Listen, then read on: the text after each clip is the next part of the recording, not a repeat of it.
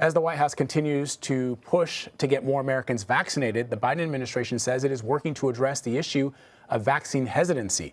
During a news conference yesterday, President Biden acknowledged that Republican men appear to be reluctant to get inoculated. Last month, a Marist poll in partnership with NPR and PBS NewsHour found 49% of Republican men said they would not take the vaccine when it's available to them. The president's chief medical advisor, Dr. Anthony Fauci, addressed concerns surrounding the reluctance on CBS This Morning.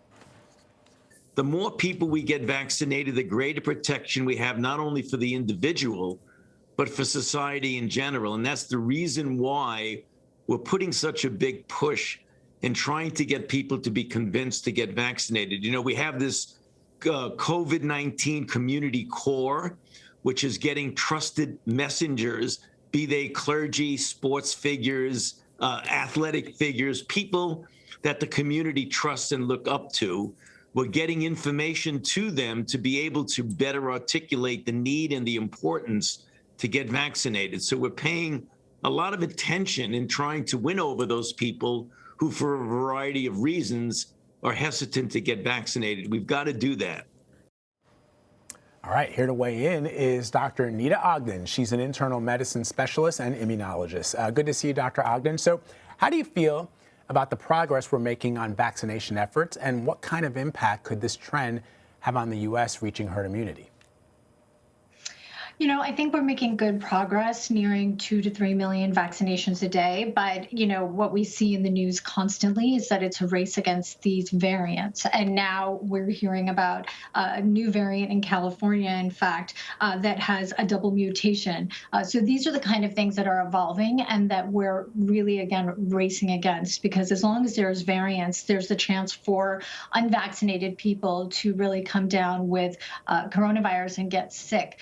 So I think we're definitely headed in the right direction. I think Biden moving this eligibility, opening up eligibility to everyone by April 19th is definitely a step in the right direction. Of course, the next thing we need to see happen is the FDA start reviewing that Pfizer data for teens so that we can start vaccinating those younger people as well who, you know, right now, frankly, we're seeing these surges in with the variants across the country. A possibly worrisome new COVID-19 variant that has been first identified in India has now been found in California by scientists at Stanford, Dr. Ogden. So why is this being called the double mutant? And could this impact the governor's plan to lift nearly all restrictions on businesses in California by mid-June?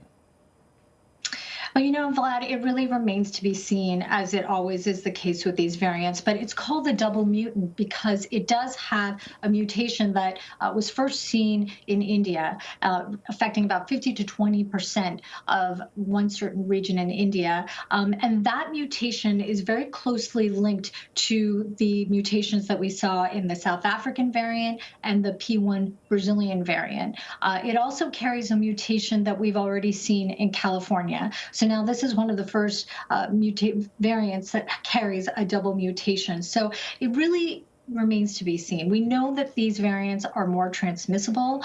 In some cases, for example, in Brazil, it's led to higher reinfection rates in people who had COVID like a year earlier. So we just don't know. And, you know, with California, it has a really low numbers right now, upping their vaccine efforts. I think we're just going to have to see what happens when they plan to open up. I think the governor was saying around June. They're going to have to really monitor this in real time and make changes accordingly. All right, let's show some images from the Blue Jays and Texas Rangers game in Arlington, Texas this week, because it appears to show the majority of the 40,000 fans present disregarded the rule to wear masks at all times except when eating or drinking. You know, what kind of precedent does this set for future games? What I'm really curious about, Dr. Ogden, is do we have any kind of effective contact tracing? If an event like this took place in South Korea or in Taiwan, you can bet your bottom dollar that they would be tracing everybody there because, well, first of all, would they even, I guess the question is, when you see an image like that, are you worried? That's the bottom line. Yeah, totally. I am. I was like, really my jaw was on the ground. I just think it's too fast. Texas has vaccinated 16% of its population. This is exactly what keeps happening, where we're sort of flinging open the gates when we have not vaccinated the country. We have not reached herd immunity, and there's these variants around. There are 3 strikes against us. Can we just wait a little bit longer until we see that percentage of people who've been vaccinated plus have had maybe coronavirus infection, so that we are approaching that 80% herd immunity before we start, having these mass gatherings? I mean, at least they could have had seats spaced out, and not be at capacity, enforce mask wearing, had some form of, like you were saying, we're not certain of it, contact tracing.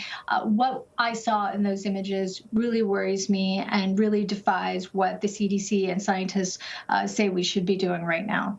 And I understand the urge for people to get back to some semblance of normalcy, and I get that it's baseball season and people want to get out and they want to root for the home team or not. It's totally understandable. And my worry, I guess, is that if there are people who become infected with COVID-19 from that crowd, that the majority of people who are not infected will not think it's a big deal. In other words, we are sometimes so myopic about our lives and our interactions with our neighbors and our fellow citizens that you hear a lot of people say, well, I've been fine throughout all of this and I haven't worn a mask that often, or, I had COVID-19. I had a friend of mine who said, I had COVID-19 and it was not that big of a deal. And some of my family members had it. It's not that big of a deal. So I'm not going to, wear a mask and I'm not going to socially distance. But if you're the family member of somebody who is sickened or infected with COVID-19 from that gathering, I mean, that's devastating. And that's what I keep thinking about.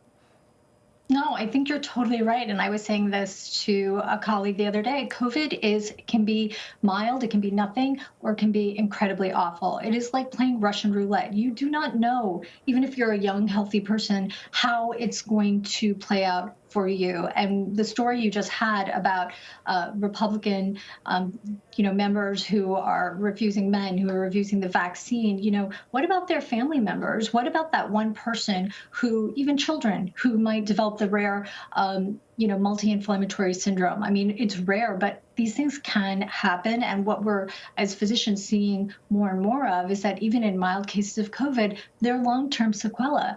So these aren't things to joke around about. And I think COVID can't really be dismissed as, the flu that didn't bother me. Well, you never know when it's going to be that one case that's more serious, or even 6 months down the road, 1 month after you've recovered, you develop symptoms that are very worrisome. Yeah, and ultimately, as we've talked about throughout the course of the year, Dr. Ogden, it's not the flu, it's not TB. This is highly contagious, and I think that's what people don't get. There are always people who will send me notes on social media talking about other infections that kill more people around the world, and we're not locking down because of tuberculosis. And you try to explain to people it has not to do with how effective this infection is at killing people, but how contagious it is and how it spreads. We could keep obviously talking about this. We will continue to talk about this every day, Dr. Ogden. I appreciate your time as always. Thanks for having me.